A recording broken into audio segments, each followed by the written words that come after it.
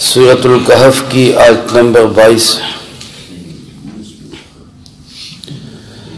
الحمدللہ وکفی وسلام علی عبادہ الذین اصطفی،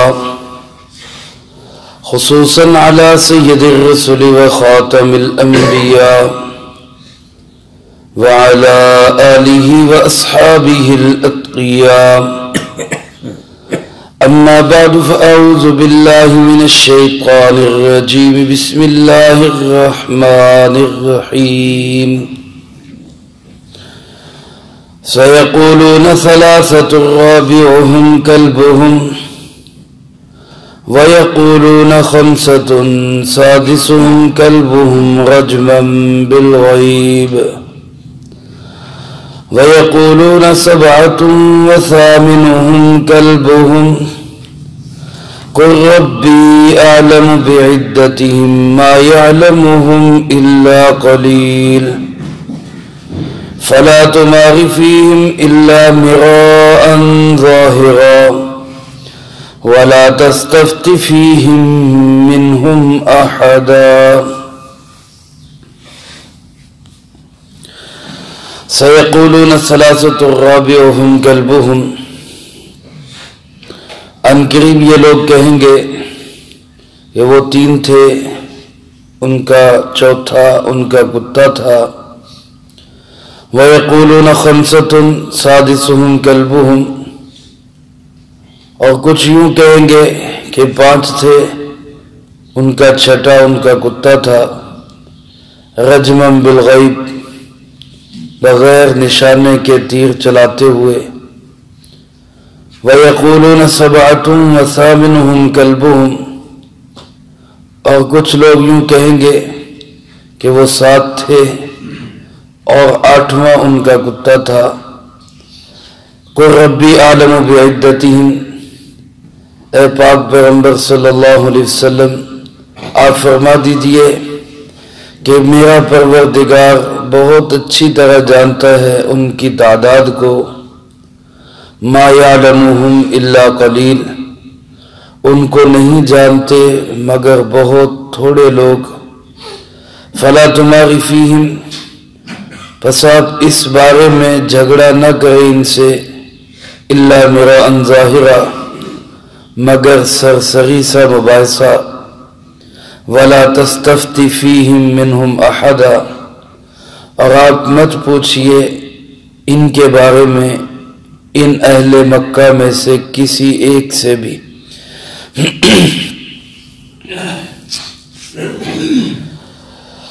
اس آیت مبارکہ میں اللہ رب العزت نے اصحاب کہف کی تعداد کے متعلق بحث فرمائی ہے، اور اس میں ایک بہت اہم اصول اور بڑا ہی اہم ایک پیغام اللہ پاک نے ہمیں دیا ہے،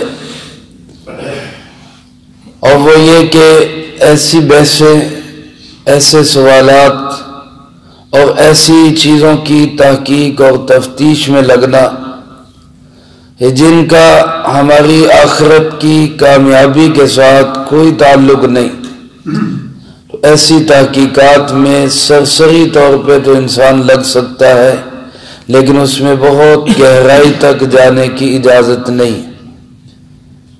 چنانچہ اللہ پاک ارشاد فرماتے ہیں کہ جب یہ واقعہ سامنے آ گیا، اور اس واقعہ کی حقیقت اور سبق اتنا ہے کہ ایمان کا بچانا، نظریہ اور عقیدے کا تحفظ اور اپنی آخرت کی کامیابی کو سامنے رکھ کے زندگی گزارنا، یہ کائنات میں سب سے بڑی چیز ہے۔ مال، ملک، دولت، وطن، عزت، جان بھی سب کچھ قربان کیا جا سکتا ہے، لیکن اپنا ایمان نہیں بیچا جا سکتا، اپنے ایمان کو نہیں چھوڑا جا سکتا۔ یہ ان اصحاب کہف کا ہمیں سبق ہے، یہ ان کا ایک میسج ہے، یہ ان کا ایک پیغام ہے جو اللہ رب العزت نے ہمیں دیا ہے کہ ان نوجوانوں نے اللہ کا دین اپنے ساتھ لگایا، نظریہ و عقیدہ درست اپنایا، اور پھر اس کے لیے ہر طرح کی قربانی دے دی، ہر چیز چھوڑ دی۔ اللہ نے ان کو ہمیشہ کے لیے زندہ اور جاوید کر دیا۔ قرآن کریم میں ان کے تذکرے کر دیے، ان کی عظمت کو 4 چاند لگ گئے۔ ان کا نام آج تک زندہ ہے، ادب و احترام سے لیا جاتا ہے، اور تا قیامت ایسے ہی ادب و احترام سے لیا جائے گا۔ اور آخرت میں جو کامیابیاں ملیں گی وہ تو اللہ ہی بہتر جانتا ہے۔ یہ سبق میرے اور آپ کے لیے آج کے اس دور میں بھی ہے، قیامت تک آنے والے تمام انسانوں کے لیے بھی ہے، اور مشرکین مکہ کو بھی یہی پیغام ہے۔ جناب نبی پاک صلی اللہ علیہ وسلم کے ساتھ جڑے ہوئے حضرات صحابہ کرام رضی اللہ تعالی مجمعین کو بھی یہی پیغام ہے کہ اپنا عقیدہ اور نظریہ بچانا یہ سب سے اہم چیز ہے۔ باقی رہی یہ بات کہ یہ کتنے تھے، ان کی تعداد کیا تھی، یہ کوئی ایسی چیز نہیں ہے کہ جس کے بارے میں یقینی علم ہونا کوئی بہت ضروری ہے۔ وہ 2 ہوں، وہ 4 ہوں، وہ 6 ہوں، وہ 8 ہوں، وہ جتنے بھی ہوں، اس سے بحث ہونی ہی نہیں چاہیے۔ یہ ایک فضول بحث ہے، لیکن قرآن کریم نے اسی سے ہمیں یہ مسئلہ سمجھا دیا کہ اس بحث میں بہت زیادہ پڑھنے کی ضرورت نہیں ہے۔ یہ دیکھو کہ انہوں نے کام کیا کیا ہے، اور جو کام انہوں نے کیا ہے وہی کام ہمیں کرنا چاہیے۔ چنانچہ فرمایا میرے محبوب جب یہ واقعہ سامنے آیا تو کچھ لوگ آپ سے کہیں گے کہ جی وہ 3 تھے، چوتھا ان کا کتا تھا۔ کچھ لوگ آئیں گے نہیں جی وہ 5 تھے، چھٹا ان کا کتا تھا۔ اللہ پاک فرماتے رجمم بالغیب، یہ سب اندھیرے میں تیر چلا رہے ہیں، بن دیکھے نشانے لگا رہے ہیں۔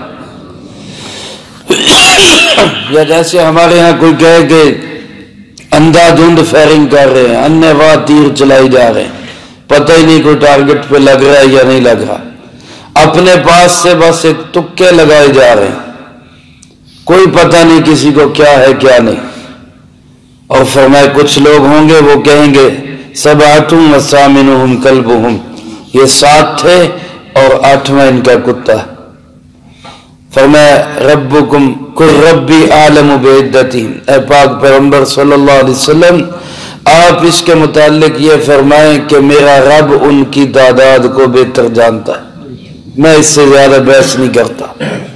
فرمایا ما یعلمہم الا قلیل، لوگوں کو اس کے متعلق علم نہیں دیا گیا مگر بہت تھوڑے سے لوگ ہیں جن کو صحیح علم دیا گیا، باقی یہ گنتی اور تعداد اور یہ وہ کتنے تھے اس میں لگنے کی ضرورت نہیں۔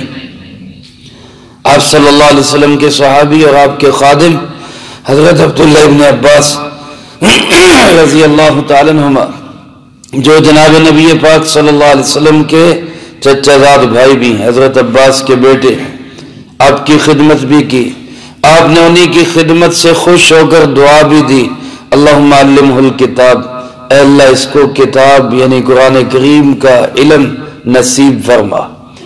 چنانچہ اسی دعا کی برکت تھی صحابہ میں سب سے بڑے مفسر سمجھے جاتے۔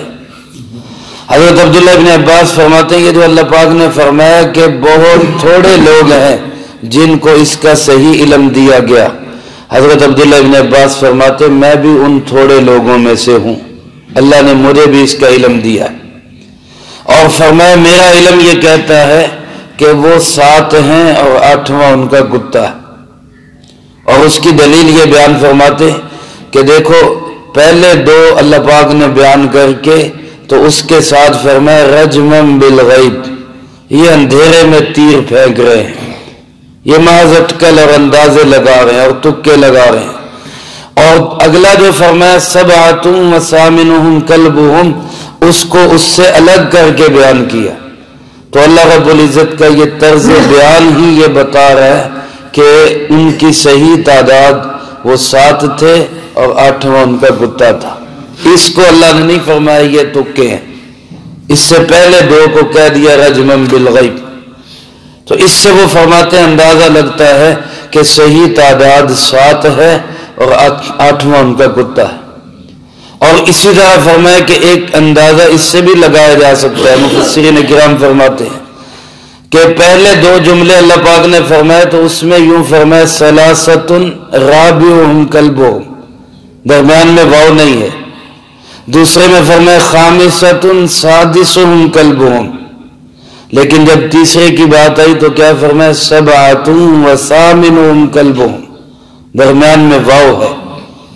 تو حضرت ابن عباس رضی اللہ تعالیٰ عنہ فرماتے ہیں کہ اسی سے پتہ چلتا ہے کہ یہ کہنے والا صحیح تعداد بتا رہا ہے، یہ کہنے والا صحیح فگر بتا رہا ہے، کیونکہ وہ پورے یقین کے ساتھ کہہ رہا ہے کہ 7 تھے اور 8واں ان کا کتا تھا۔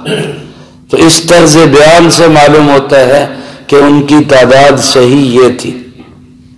اور اسی طرح بعض علماء نے اس سے پچھلے صفحے پہ جب یہ خود اٹھے ہیں اور انہوں نے یہ سوال کیا کہ ہم کتنی دیر ٹھہرے، تو وہاں اگر آپ غور کریں تو ایک نے تو پوچھا قال قائل منہم، ایک نے تو پوچھا کہ کتنی دیر ٹھہرے، اس کے جواب میں کیا فرمایا قالوا لبثنا یوما او بعض یوم۔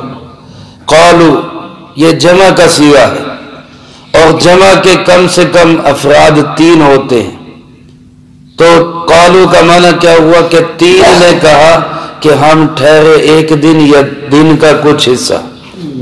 آگے پھر فرمایا قالو ربکم اعلم بما لبثتم، کچھ نے کہا کہ تمہارا رب بہتر جانتا ہے تم کتنا ٹھہرے۔ یہاں بھی لفظ قالو جمع کا صیغہ ہے جس کا تقاضا ہے کہ کم سے کم 3 ہو، تو ایک سوال کرنے والا، 3 نے ایک جواب دیا، 3 نے دوسرا جواب دیا، اس سے بھی پتہ چلتا ہے کہ ان کی تعداد کتنی تھی، 7 تھی اور 8واں ان کا کتا تھا۔ اس کے متعلق پہلے بھی میں عرض کر چکا ہوں، کتے کے متعلق بات پہلے بھی گزر چکی ہے، لیکن 2 چیزیں اس کے متعلق عرض کرنی تھی۔ ایک تو ہمارے بھائی ذوالفقار صاحب نے سوال بھی کیا کہ کتے کے متعلق آیا، بلی کے متعلق کیا حکم ہے؟ تو بلی یا اس کے علاوہ کوئی اور جانور پال لینا یہ شوق ہے، اور اس پہ شریعت نے قدغن یا پابندی نہیں لگائی۔ کوئی پرندے رکھ لیتے ہیں، کوئی جو ہے اسی طرح اور جانور پال لیتے ہیں، تو اس کے متعلق کوئی پابندی نہیں ہے، لیکن اتنی تعلیم آپ نے ضرور دی ہے کہ اگر کوئی شوقیہ گھر میں کوئی جانور پالتا ہے تو اس کے سارے حقوق کا خیال بھی رکھے، اس کی ساری ضروریات کا خیال بھی رکھے، ورنہ ایسا نہ ہو کہ جیسے ایک عورت نے بلی کو گھر میں رکھا اور اس کو چھوڑا کہ وہ خود کوئی کھا پی لے، نہ اس کی خوراک کا بندوبست کیا، وہ بھوک سے مر گئی۔ اللہ کے محبوب نے فرمایا اللہ پاک نے اس عورت کو عذاب میں مبتلا کیا کہ یہ اس کا خیال نہیں رکھ سکے۔ اسی طرح بلی گھر میں آئی، آپ صلی اللہ علیہ وسلم وضو فرما رہے تھے، وہ پیاسی تھی، وہ پانی پینا چاہ رہی تھی، آپ نے خود اس کے لیے برتن کو ٹیڑھا کر دیا کہ یہ اللہ کی مخلوق پانی پی لے، میں بعد میں وضو کر لوں گا۔ تو یہ آپ صلی اللہ علیہ وسلم کا اپنا عمل ہے۔ اسی سے جڑی ہوئی یہ بات بھی ہے کہ کتا اگرچہ ناپسندیدہ جانور ہے اور اس کو گھر میں پالنے کی اجازت نہیں ہے، لیکن پھر بھی اللہ کی مخلوق ہے، یہ نہیں کہ اس کو فضول میں تنگ کیا جائے یا ستایا جائے، یہ بھی بات غلط ہے۔ وہ آپ نے سنا ہوگا بخاری شریف میں ہے، جناب نبی پاک صلی اللہ علیہ وسلم نے پہلے زمانے کی ایک عورت کی بات ارشاد فرمائی کہ اس نے پیاسے کتے پہ ترس کھا کے اس کو پانی پلایا، حالانکہ وہ اعمال کے لحاظ سے بہت اچھی نہیں تھی، اللہ نے اس کے اس عمل پہ اس کی بخشش کا فیصلہ فرما دیا۔ تو اگر تو کوئی نقصان دینے والے کتے نہیں ہیں، تکلیف نہیں پہنچاتے اور تنگ نہیں کرتے، تو ان کو بلا وجہ مارنے کی بھی اجازت نہیں، تنگ کرنے کی بھی اجازت نہیں، ستانے کی بھی اجازت نہیں۔ ہاں اگر کہیں ایسی صورتحال ہے کہ کتے پریشان کر رہے ہیں، چیزوں کو خراب کرتے ہیں یا لوگوں کو نقصان پہنچاتے ہیں یا مال کو نقصان پہنچاتے ہیں، تو وہاں بضرورت شریعت نے ان کو مار ڈالنے کی اجازت دی ہے، موذی کو مارا جا سکتا ہے، لیکن خام خواہ ستانا، تنگ کرنا، اذیت دینا، یہ شریعت کے اندر ناپسندیدہ ہے۔ کسی بھی اللہ کی مخلوق کا مذاق اڑانا یا اس کو جو ہے تکلیف اور اذیت پہنچانا یہ سخت ناپسند ہے۔ بلکہ ایک روایت میں فرمایا جس کا مفہوم یوں ہے کہ شرک کے بعد بدترین گناہ اللہ کی مخلوق کو ستانا، شرک کے بعد بدترین گناہ اللہ کی مخلوق کو ستانا۔ تو لہذا بہرحال ناپسندیدہ جانور ہے، لیکن اس کو ستانے کی، تنگ کرنے کی یا ان کو اذیت پہنچانے کی بغیر وجہ کے اس کی اجازت نہیں۔ تو خیر یہ 7 تھے اور 8واں ان کا کتا تھا۔ اللہ پاک نے اس بحث کو سمیٹتے ہوئے فرمایا میرے محبوب فلا تمار فیہم الا مراء ظاہرا، اس معاملے میں ان سے آپ بحث نہ کریں، زیادہ تفتیش اور ڈیپلی نہ جائیں، بلکہ الا مراء ظاہرا، سرسری سی بات ہو جائے۔ لیکن میرے بھائیو سوال کرنا شریعت کے اندر یہ ضرورت کا سوال ہوتا ہے۔ سوال سے مراد علمی سوال ہے، مانگنا نہیں، مانگنے کی تو اجازت نہیں ہے۔ جناب نبی پاک صلی اللہ علیہ وسلم نے ارشاد فرمایا جو شخص بھیک مانگتا ہے اللہ اس کے لیے فقر کا دروازہ کھول دیتا ہے، اس کا فقر اور محتاجگی کا دروازہ کبھی بھی بند نہیں ہوتا۔ اس لیے مال کے سوال سے تو آپ صلی اللہ علیہ وسلم نے منع فرمایا، لیکن علمی سوال اس کی اجازت ہے، اس کی بھی وہاں جہاں ضرورت ہو۔ فضول سوالات سے آپ نے اس سے بھی منع کیا۔ چنانچہ حدیث پاک میں آتا ہے آپ صلی اللہ علیہ وسلم قیل و قال، قیل و قال کا معنی ہوتا ہے یوں ہو تو کیسے ہوگا، وہ ہو تو کیسے ہوگا، اگر مگر، یہ جو سوال ہے آپ صلی اللہ علیہ وسلم نے اس سے بھی منع فرمایا۔ عن کثرت السؤال، اور بہت زیادہ سوال کرنے سے بھی منع فرمایا، اور مال کو ضائع کرنے سے بھی منع فرمایا۔ قیل و قال سے، کثرت سوال سے اور تضییع مال سے، ان تینوں چیزوں سے جناب نبی پاک صلی اللہ علیہ وسلم نے اپنی امت کو منع فرمایا۔ ایک موقع پر آپ صلی اللہ علیہ وسلم جبکہ خود فرما رہے تھے حجۃ الوداع کے موقع پر، آپ خود فرما رہے تھے خذوا عنی مناسککم، خذوا عنی مناسککم، لوگوں مجھ سے حج کے مسائل سیکھ لو، لوگوں مجھ سے حج کے مسائل سیکھ لو۔ میں اللہ کے محبوب خود فرما رہے، کیونکہ آپ کو اللہ نے یہ اطلاع کر دی تھی کہ یہ آپ کا صحابہ کے ساتھ شاید آخری سفر ہو، تو آپ نے ان کو کہا جو سیکھنا ہے، حج کے جو مسائل سیکھنے سیکھ لو۔ ایسے میں ایک صاحب نے سوال کر دیا اوفی کل عام یا رسول اللہ، اے اللہ کے رسول کیا حج ہر سال فرض ہے؟ کیا حج ہر سال فرض ہے؟ آپ نے اس کا سوال کا جواب دینے کی بجائے رخ انور دوسری طرف کر لیا، وہ دوسری طرف سے آ گئے۔ انہوں نے پھر آگے سوال کیا وفی کل عام یا رسول اللہ، کیا یہ ہر سال فرض ہے؟ آپ نے جواب دینے کی بجائے رخ انور دوسری طرف کر لیا، وہ اس سائڈ سے پھر آ گئے۔ اب وفی کل عام یا رسول اللہ، اللہ کے محبوب کیا یہ حج ہر سال فرض ہے؟ تو آپ نے پھر ناراضگی کا اظہار کرتے ہوئے فرمایا اللہ کے بندے اگر میں ہاں کہہ دیتا تو ہر سال فرض ہو جاتا، کہ اللہ کے محبوب کا کہنا تو شریعت ہے، آپ کہہ دیتے کہ ہاں ہر سال فرض ہے تو ہر سال فرض ہو جاتا اور لوگ مشقت میں پڑ جاتے۔ فرمایا جس چیز کا میں جواب نہیں دے رہا اس کو چھوڑ دو، کیوں اس کی تحقیق میں لگے ہو؟ تو اس کو اس کے حال پہ چھوڑ دو، جس کا شوق ہوگا وہ کرتا رہے گا، جس کو فریضہ ادا کرنا کا ہوگا وہ فریضہ ادا کر کے بس کر دے گا، اس کو چھوڑ دو بس۔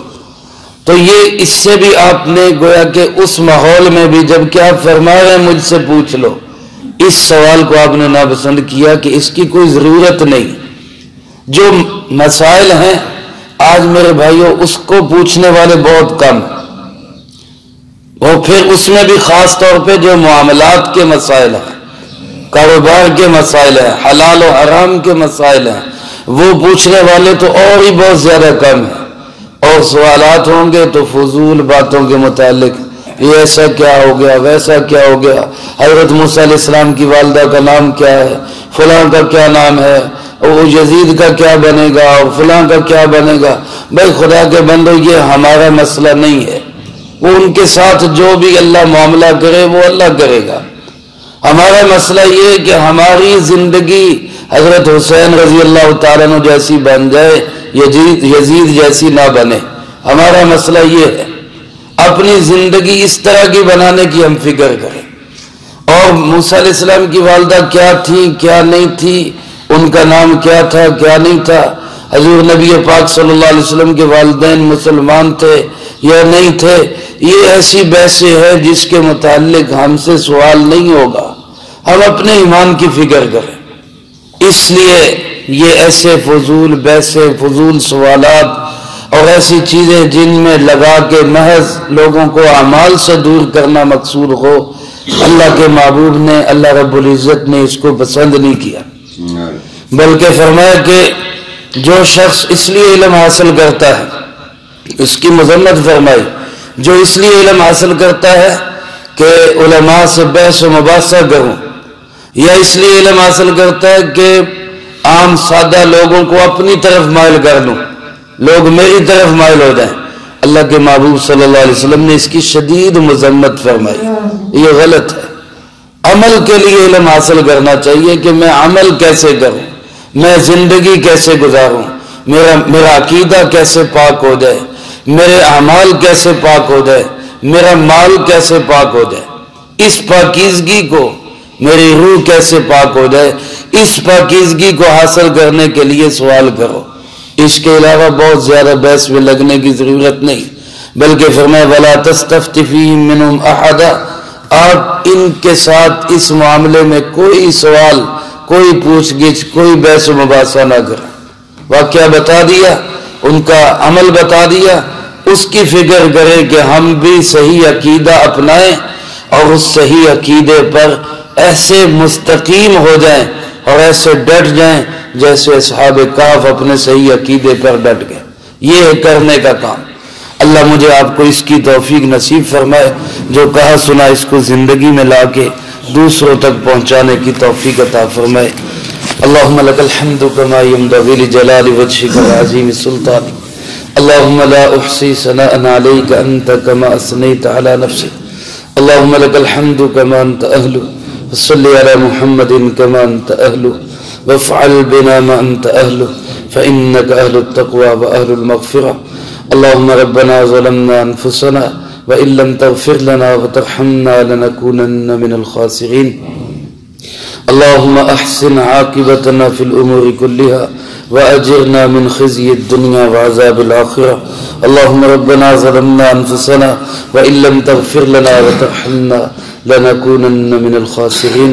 ربنا هب لنا من أزواجنا وذرياتنا قرة أعين واجعلنا للمتقين إماما. اللهم ربنا تقبل منا إنك أنت السميع العليم وتب علينا إنك أنت التواب الرحيم. وصلى الله على النبي الكريم وعلى آله وأصحابه أجمعين برحمتك يا أرحم